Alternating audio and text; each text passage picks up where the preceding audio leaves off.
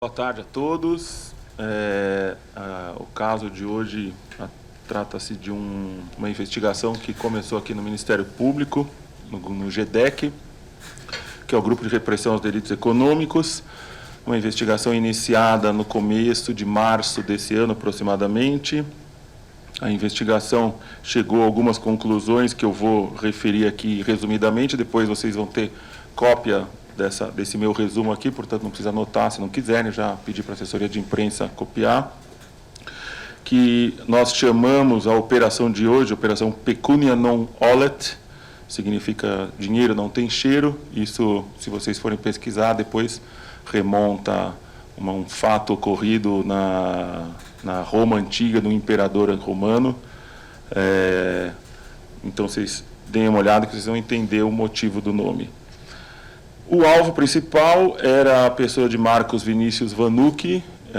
Até a expedição da ordem judicial ainda era o corregedor-geral da Secretaria da Fazenda. 1 ou 2 dias depois, por alguma razão que a gente desconhece, coincidência ou não, não sabemos, ele foi exonerado do cargo de corregedor. Mas as ordens judiciais já estavam lançadas nos autos do procedimento cautelar e, segundo o resumo da nossa investigação, ele constituiu empresas de fachada, algumas no mesmo endereço e até no mesmo objeto social.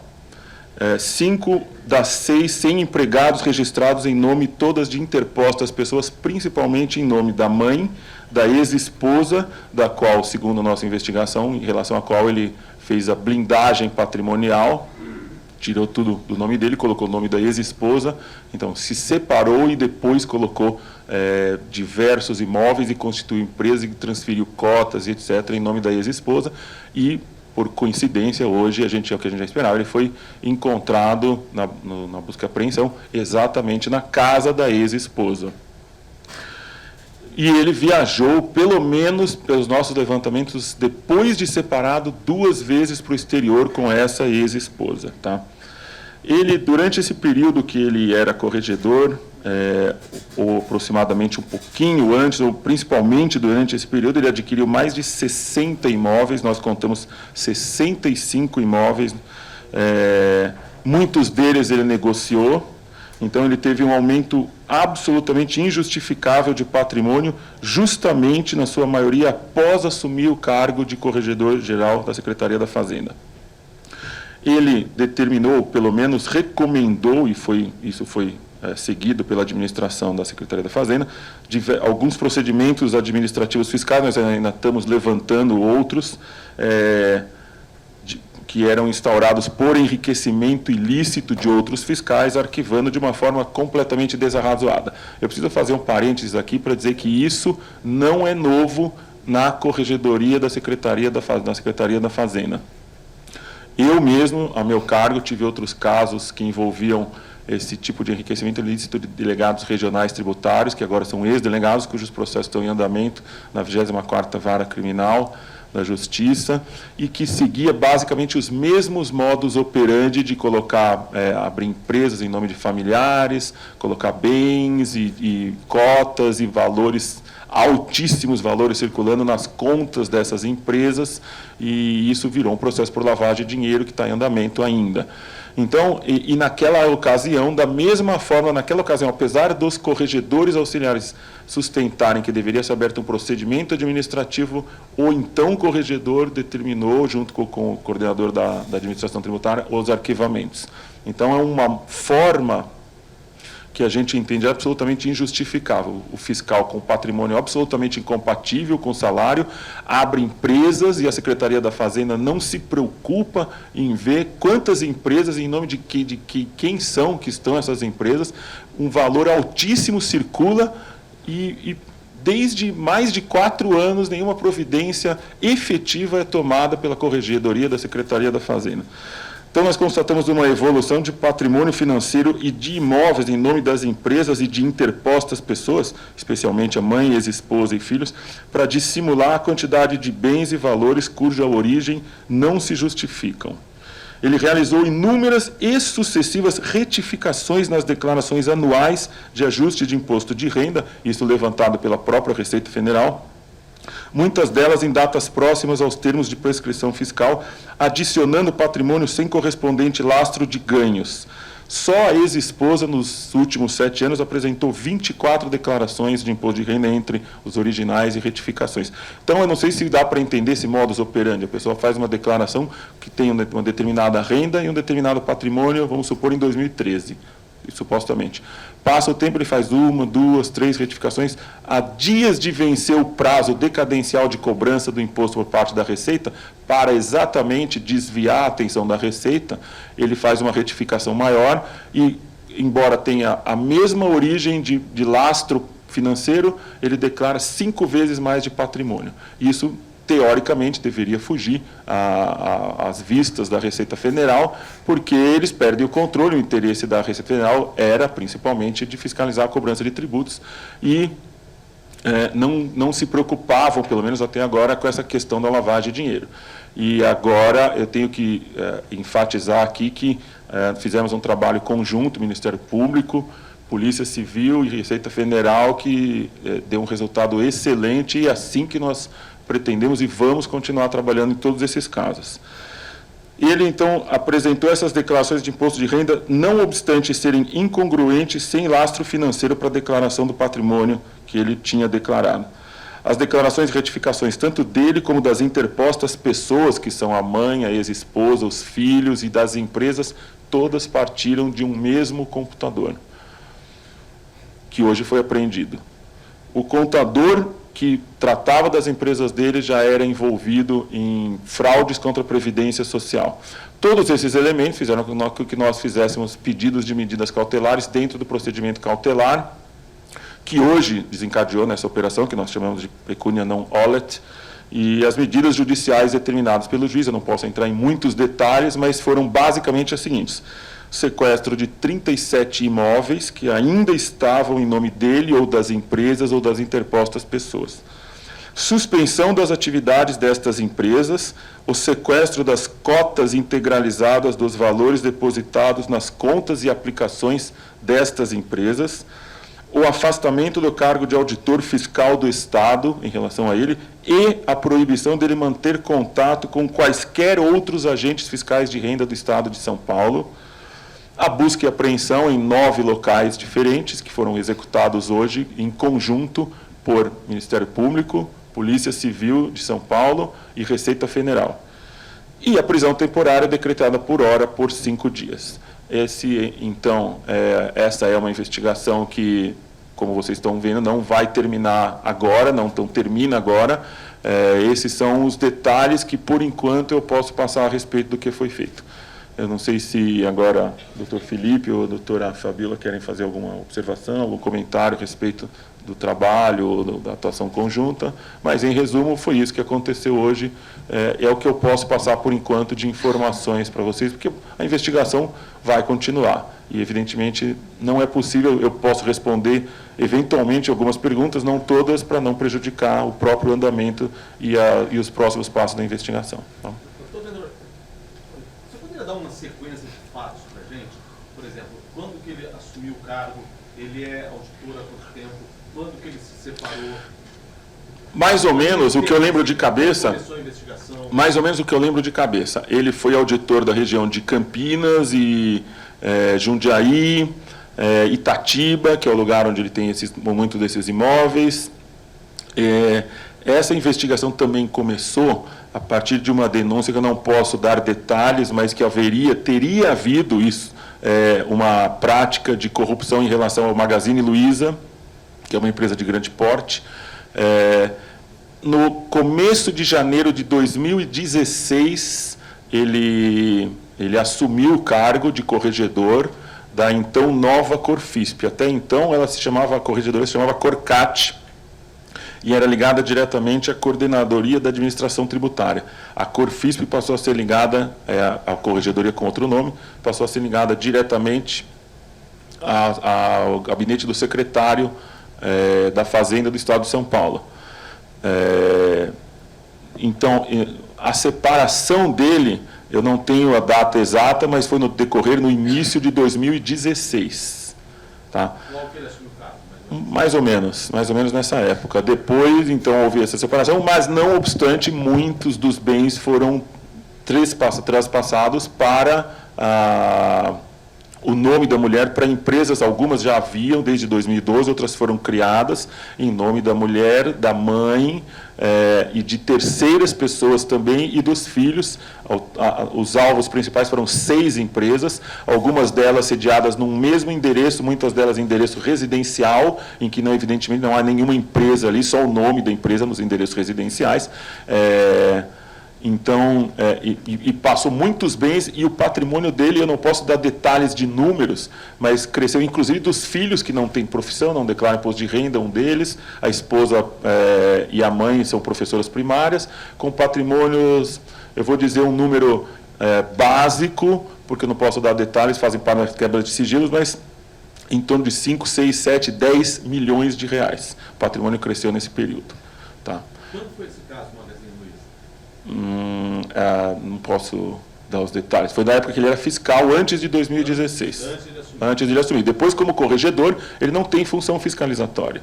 Ele fiscaliza, ele instaura procedimentos e recomenda punição ou não para o coordenador da administração tributária em face de procedimentos correcionais. E, segundo os levantamentos que nós fizemos, e a Receita também, ele realmente enriqueceu mais no período em que ele era corregedor. Então, o caso aconteceu então, antes de ele assumir o cargo, e a partir daí começou o fio da meada. O caso que você diz qual? Da Magazine Luiza. Sim, a referência da informação que nós temos, que ainda vai ser mais detalhada, sim. E depois, enquanto ele era fiscal da região, a Magazine Luiza fica ali essa empresa fica lá entre Jundiaí e Campinas, se não me engano, por ali.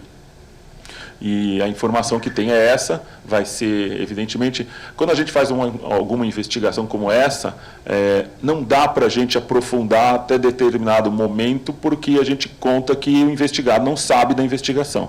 Se ele sabe, evidentemente, ele vai lutar para esconder as provas que a gente quer obter. Depois que ele passa a saber, como hoje, por exemplo, é o dia D, que ele já sabe que está sendo investigado, evidentemente, a partir de agora, algumas outras medidas, eu não vou dizer quais, serão tomadas em que eu não me preocupo mais com o sigilo em relação a ele, para essa investigação. Então, serão outras diligências, muitas outras, que nós temos já, todas elas pensadas e elaboradas. Tá? Se o senhor explicasse um pouquinho melhor, doutor, qual que é o trabalho de um corregedor e como é que ele teria corrompido a função dele? Eu queria que o senhor falasse também do resultado das buscas e apreensões, o que foi apreendido, o que vocês conseguiram localizar, e detalhasse esses imóveis. Que tipo de imóveis são esses? Tem casa na praia, apartamento de luxo? Qual que é o perfil desses imóveis? Eu vou falar o que eu me lembro de cabeça e do que eu posso, tá? E o que eu sei. A primeira pergunta é em relação à função de corregedor. O corregedor, ele instaura os procedimentos correcionais, sindicâncias, procedimentos e averiguações, e a gente detectou em alguns casos, ele com fundamentações, como eu repito, já acontecia antes, absolutamente incongruentes. Por exemplo, querer justificar que um fiscal passou com a declaração de imposto de renda dele apresentar, ou seja, ele que está dizendo, ele consegue passar com meio salário mínimo por mês e com essa média durante um ano inteiro. Então, chega num momento desse em que a declaração dele é de números absolutamente incongruentes. Alguns fiscais, antigamente, recomendavam a instauração do procedimento administrativo para verificar como é que fazia isso. Mas a Secretaria da Fazenda dizia, não, para nós é suficiente dizer que está positivo o saldo dele. Na outra audiência, eu cheguei a questionar, mas o que é um saldo positivo? 0, 1, 2 reais... por ano, R$2, e essa era a resposta deles. Eles não verificam, ou disseram para mim, pelo menos na audiência, que não verificavam mais, e a gente chegou a ver os casos assim absurdos de realmente um fiscal desse justificar na declaração dele de imposto de renda que ele passa o mês, aí você faz a conta, no final do ano, qual foi o dinheiro que sobrou depois de todas essas declarações que você fez. Sei lá, R$6 mil o ano inteiro, pô, isso dá R$500 por mês. Não é que um fiscal que ganha tanto... Não, mas está justificado. Para eles está justificado. Sim, fazia vista grossa. E aí arquivava o procedimento, dizendo, está justificado porque o patrimônio... Ou dá para fazer análise porque ele está dizendo que recebeu herança da mãe. Não, mas cadê a prova de que ele recebeu a herança da mãe? Não tem, mas ele está dizendo. E outro caso, por exemplo, a Corregedoria Geral da Administração do Governo recomenda abertura de investigação, porque ele não consegue justificar o patrimônio, não tem renda, ele se recusa a apresentar os documentos, a gente não pode obrigar, então instaura aí na Corregedoria. A Corregedoria não vai atrás porque não vai se preocupar, se ele não apresenta, não faz mal, a gente coloca aqui o que ele falou e pronto. Ou seja, é o caso de você verificar e aprofundar e ver se ele realmente tinha condições. Da onde surgiu esse enriquecimento ilícito? Então, a função dele era essa, da Corregedoria era essa, ele não fazia. Né? E essa situação demonstra a gravidade do fato que nós investigamos, porque a Corregedoria da Fiscalização Tributária é exatamente aquele órgão que é incumbido de analisar, investigar e processar as ilegalidades praticadas pelos fiscais. Então, um esquema de corrupção que envolve a corregedoria ele é simbólico e extremamente grave, porque, na verdade, isso acaba gerando um sintoma, um efeito de impunidade em relação a todos aqueles outros fiscais que são por ele que estão sob análise da corregedoria. Então, é por isso que hoje nós tivemos um alvo, mas um alvo muito simbólico. E, inclusive, resultou na realização de uma busca e apreensão no próprio prédio da Corregedoria, que visou exatamente buscar as evidências desses desvios que foram praticados pelo corregedor, que era exatamente aquele funcionário público que tinha o dever de fiscalizar todos os outros integrantes da Secretaria da Fazenda. Então, é sintomático, extremamente grave essa situação, porque se o próprio órgão de fiscalização está corrompido, como nós vamos prosseguir nas investigações em relação às pessoas que estão todas abaixo dele. Então, isso demonstra a importância e a gravidade hoje da operação, e por isso um alvo focado para que agora a gente consiga prosseguir nas apurações para verificar em relação a todos aqueles procedimentos que foram submetidos à Corregedoria se houve sim desvio de conduta, tanto do próprio corregedor quanto dos fiscalizados, que são os integrantes da Secretaria da Fazenda. É isso mesmo. Na verdade, o que é? Agora, tendo esse sintoma de que esses arquivamentos ocorreram com fundamentações absolutamente incongruentes, nós vamos procurar investigar esses fiscais cujos procedimentos foram arquivados. Não temos o número exato. Mas há uma desconfiança de que existe uma rede de corrupção. Sim, seria, por assim dizer, corrupto dos corruptos. Então, a ideia que nos passa é que existiam os agentes corruptos em relação aos agentes fiscais corrompendo empresas, mas alguns deles com alguma circunstância, às vezes declarada por alguém, mas que ensejou uma instauração de algum procedimento na Corregedoria, e esse procedimento na Corregedoria também foi arquivado, supostamente por corrupção que os fiscais praticaram em relação a ele. Porque, só deixa eu fazer um parêntese, exemplificando. Existe um procedimento investigatório que ele aponta 7 ou 8 irregularidades praticadas por um funcionário público integrante da Secretaria da Fazenda. Dessas 7 ou 8 irregularidades, durante o procedimento, a pessoa vem, uma delas é não apresentar a declaração de imposto de renda. A pessoa vem e apresenta a declaração de imposto de renda, esse procedimento é arquivado. Mas e as outras 6 fraudes, 6 apurações de irregularidades? Isso não foi submetido à análise. Então, esses casos que são exemplificativos, eles já demonstram que é necessário a gente aprofundar as investigações para verificar o porquê os procedimentos foram arquivados em relação às outras acusações e suspeitas que pesavam sobre os funcionários públicos, quais medidas deveriam ter sido tomadas. Então, basicamente, a gente realizar uma certa revisão dos procedimentos e verificar se ainda existem medidas a serem tomadas. É por isso que é um primeiro passo de uma investigação que ainda vai caminhar por bastante tempo e com vários outros alvos.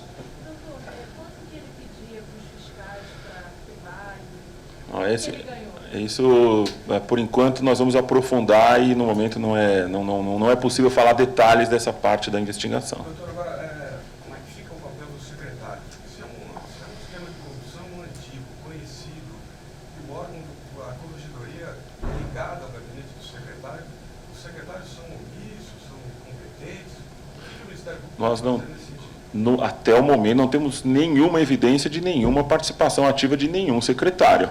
Se isso vier à tona no âmbito da nossa investigação, evidentemente a investigação tem que passar à Procuradoria-Geral de Justiça. Só para completar, chama a atenção do senhor o fato de ele ter sido exonerado tão próximo da operação ainda com a prisão decretada? Chama atenção, mas a gente não podia até hoje, pelo menos, tentar descobrir a razão disso. Agora, pode ser que isso apareça e vamos tentar entender essa situação. Eventualmente nós saibamos, mas pelas diligências de hoje, o que eu posso te adiantar é que não tinha nenhuma característica de que ele tivesse sabido que essa operação ia acontecer, de que tivesse vazado por algum mecanismo da justiça, eu diria, envolvendo aqueles órgãos que participaram da operação, seja Ministério Público, seja Polícia, seja Receita Federal e seja Judiciário. É mais provável que tenha sido uma outra coincidência, porque saiu uma reportagem naquele fim de semana, se não me engano, da Folha de São Paulo, referindo alguns fatos ligados a ele, à corregedoria, e talvez isso tenha motivado politicamente o afastamento. Essa é uma hipótese com que a gente conta.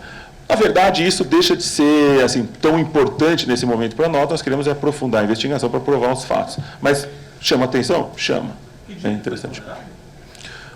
A publicação saiu no sábado passado. Esse sábado passado. Corregedor é um livro. Desculpa, quem que... Só para ver essa questão ainda.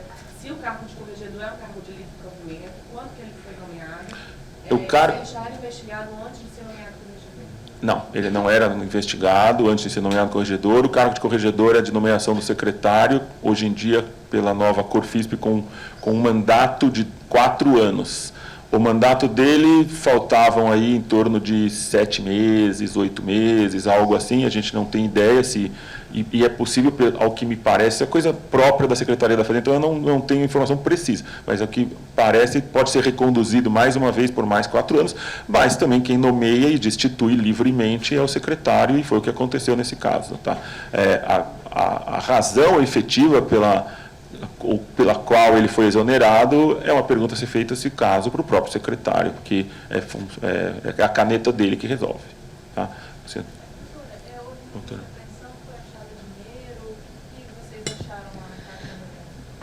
Desculpa. Não, foi encontrada uma pequena quantia em dinheiro, sim, que foi apreendida. Mas em um dos alvos lá em Itatiba foi encontrada uma quantia pouco maior. Um pouco maior, mas no alvo em São Paulo, 2.000 e poucos reais, né, doutor? Por aí. Cerca de 20 mil reais em espécie, 19 mil e quase 20 mil reais em espécie. Na residência dele. Na residência dele, em espécie. Não sei se é o objeto da pergunta, os dados da operação, cerca de... Foram 20 policiais do Departamento de Polícia de Proteção à Cidadania, que tem na sua estrutura uma divisão de investigação de crimes contra a administração, com 2 delegacias. Mas houve a participação de policiais das outras divisões também, e cada grupo coordenado por um delegado de polícia. Nós tivemos a participação também de 5 promotores do GEDEC. Com o setor de inteligência do GEDEC também participou da busca e apreensão de todos os funcionários. E tivemos diversas equipes da própria Receita Federal. Então, teve uma participação por cerca de 50 a 100 funcionários públicos. Foram cumpridos 7 mandados de busca e apreensão na cidade de Itatiba, onde, inclusive, o senhor Marcos Vinícius Vanucci foi preso temporariamente na residência da sua esposa, ou ex-esposa, formalmente nós estamos falando. Foi cumprido um mandado de busca e apreensão na cidade de Jundiaí, e na cidade de São Paulo foram cumpridos 2 mandados de busca e apreensão, sendo um no apartamento do alvo Marcos Vinícius Vanucci e no prédio da Corregedoria da Fiscalização Tributária, da Corfisp. É um trabalho conjunto do Ministério Público de São Paulo, da Receita Federal e da Polícia Civil, que resultou e viabilizou o cumprimento de todas as medidas com sucesso. Não tivemos nenhum porém nas medidas, todas elas foram cumpridas. Quanto aos valores em espécie, como foi mencionado aqui, foram apreendidos cerca de R$ 2.000 na residência, no apartamento do senhor Marcos Vinícius Vanucci, e na residência de Itatiba também foram apreendidos cerca de R$ 19.000. Além disso, tivemos a apreensão de diversos celulares, dispositivos eletrônicos, como computadores, tablets, pendrives, uma grande quantidade de pendrives, e documentos, sejam eles manuscritos, sejam eles fiscais, matrículas de imóveis, documentos relacionados a outros fiscais, e todos eles agora serão submetidos à análise pormenorizada do grupo, do GEDEC, para que a gente consiga prosseguir nas investigações e ajuizar as ações penais com oferecimento da denúncia contra os investigados. Doutor, o colega da gente vai perguntar do perfil dos imóveis. Os imóveis que Em relação aos imóveis de Itatiba, tivemos casas em condomínio, casas de padrão elevado, Mas inclusive... só desculpa, eu acho que a pergunta era dos imóveis sequestrados ou dos imóveis da busca e apreensão? que ele comprou para São vários lotes de terra, apartamentos, casas, a grande maioria deles na própria comarca de Itatiba, né? E dos que foram feita a busca hoje, que ele continua As buscas foram realizadas em algumas casas, localizadas em condomínios fechados, casas de porte elevado, de alto padrão financeiro, inclusive que chamou a atenção que dentro de um condomínio fechado funcionavam empresas, e por vezes 2 empresas no mesmo endereço. Foi cumprido o mandado de busca e apreensão no escritório do contador dele, foi cumprido o mandado de busca e apreensão também nas lojas, numa loja da família dele, e no qual também tem uma empresa registrada, e no endereço residencial, que também era uma casa de alto padrão em um condomínio fechado. E essas empresas supostamente faziam o quê? Eram Empresas de fachada, para ele criar contas para essas empresas de fachada e colocar imóveis em nome dessas empresas que estão as empresas no nome dos testas de ferro dele, para blindar o patrimônio, para ele justificar que ele tem pouco, mas a família tem bastante. Mas no contrato social, o que essas empresas deveriam fazer? Eram gráficas, eram empresas de movimentação financeira? De administração de bens, questões de, empreendimentos diversos e variados, alguma coisa bem genérica. Assim, eu não tenho de memória agora os detalhes dessas empresas. Não, ainda não. Ele foi conduzido agora há pouco só, depois de passar pela... O boletim de ocorrência foi confeccionado na primeira delegacia da Divisão de Crimes contra da Administração, e ele foi submetido ao exame IML, né? E em seguida foi encaminhado ao 2º DP. Bom Retiro. Vai ficar lá. Exatamente.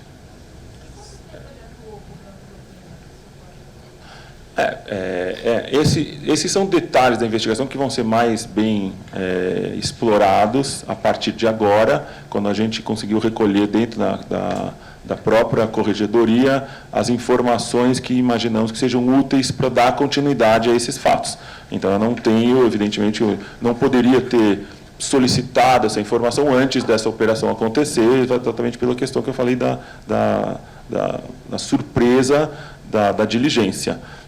O fato a enfatizar é que, a partir de agora, muitos desses fiscais que tiveram seus procedimentos arquivados sem uma justificativa plausível, é o que nós vamos estudar, vão ser chamados e contra eles poderão ser abertas novas investigações. Doutora, essa prisão deve ser provocada? Você já tem ideia? Não, eu ainda preciso. É possível que sim, porque o tempo, o timer, os objetos apreendidos e para começar a analisar, de 5 dias é muito pequeno e envolve no meio um fim de semana. Então, é possível que seja pedida prorrogação. Sim. Doutor, Tem uma ideia do quanto que ele enriqueceu quando ele era fiscal, depois de ser planejador, uma ideia do número? Esse dado foi levantado pela Receita Federal. Eu não tenho o número exato nas análises e também tem, vamos dizer assim, questão de sigilo fiscal. Mas eu vou dizer hipoteticamente algo pelo menos de 10 milhões de reais. Ao todo. O antes e depois. Não, são detalhes que estão lá nas quebras de sigilos fiscais e fazem parte da análise da Receita também. doutor, então as 6 empresas em número assim, 6 empresas que variava, uma também em nome dele e as outras em nome da mãe, da ex-esposa e de terceiras pessoas também, que também serão alvos de investigação. Tá? Mas um núcleo relativamente não muito grande dessas empresas. a família dele pode ser responsabilizada criminalmente? Com certeza. Deverá ser. Tanto a família como os próprios testas de ferro, né? Pessoas que emprestam o nome, mas que, na verdade, não tem nada a ver com a empresa. Só figura o nome delas dolosamente, com conhecimento, que são pessoas instruídas, que forneceram os próprios dados para que ele abrisse as empresas o nome, mas, na verdade, ele que movimentava tudo. Tanto é que a grande evidência disso é que, indagados os proprietários dos imóveis, os sócios dessas empresas, acerca das atividades das empresas, eles nada souberam informar, tampouco tinham qualquer documento sobre ela, sempre nos remetendo ao próprio Marcos, pessoa que sequer figurava no contrato social dessas empresas. Então, São quantos laranjas, mais ou menos? nós temos Pelo menos até agora, deixa eu ver. 3, pelo menos 3. Não, 3 do núcleo familiar. Núcleo familiar, a mãe, a ex-esposa, filhos, um pelo menos, e daí tem um outro rol de mais 3 pessoas que dividem também em sociedade das outras empresas. É importante relatar que também pessoas que adquiriram imóveis dele ou das empresas dele em condições suspeitas, isso vai ser melhor avaliado agora, também poderão ser chamados e também poderão ser investigados. Existe uma estratégia que me parece até comum, e nos casos que eu atuei desses fiscais, na questão da lavagem de dinheiro, que eu vou dar um exemplo para vocês entenderem como é que isso funciona. A pessoa quer comprar um imóvel que o fiscal tem dinheiro de corrupção e que vai comprar um imóvel que vale 600 mil reais. Aí ele vai procurar o vendedor e diz, eu pago os seus 600 mil reais, só que da seguinte forma, eu te dou 300 mil e você declara que eu paguei 300 mil. Os outros 300 mil eu te dou em dinheiro. Esse dinheiro, cash, normalmente, que pouca gente faz negócio em dinheiro, tanto com valor assim, é dinheiro de propina que ele dá para a pessoa. O vendedor concorda, porque ele vai declarar que vendeu por 300 mil imóvel e vai pagar um imposto muito menor, de 15%, de lucro imobiliário por 300 mil e não pelos 600 mil. Depois de um pouco de tempo, ele pega e vende o imóvel pelos 600 mil e diz que foi valorização do imóvel. Sistematicamente ele faz isso, ele ganha no total muito dinheiro na simulação de compra e venda de valores dos imóveis. Muitos dos fiscais fazem isso e nós estamos nos apurando para investigar com mais detalhe esses fatos. É isso, pessoal? Então, tá bom. Obrigado pela atenção. Até logo. Tchau, tchau. Obrigada.